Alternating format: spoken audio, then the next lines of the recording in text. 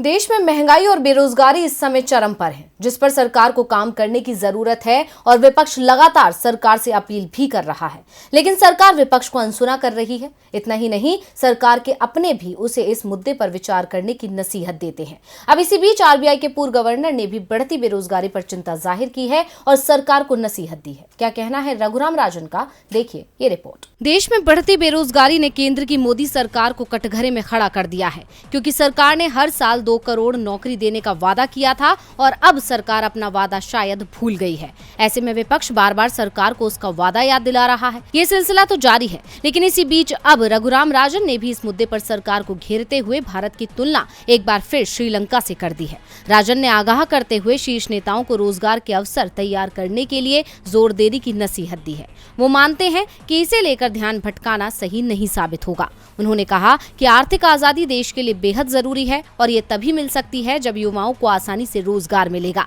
उनके मुताबिक पूरी तरह से स्वतंत्रता अभी एक खास वर्ग को मिली हुई है।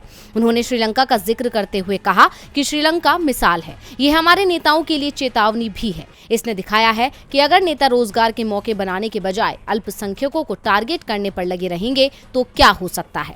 यानी राजन ने साफ तौर पर भारतीय जनता पार्टी पर ही निशाना साधते हुए कहा कि अगर मूल मुद्दों से ध्यान भटकाने के लिए इसी तरह एक वर्ग को निशाना बनाया गया तो इसका अंजाम आगे बहुत बुरा हो सकता है। बता दें कि ये पहला मौका नहीं है जब रघुराम राजन ने बिना नाम लिए बीजेपी सरकार पर निशाना साधा हो। इससे पहले भी अक्सर महंगाई और बेरोजगारी को लेकर वो सरकार को नसीहत देते आए हैं, लेकिन सवाल ये है कि आखिर सरकार इस मुद्दे पर कब विचार करेगी। डीवी लाइव की रिपोर्ट।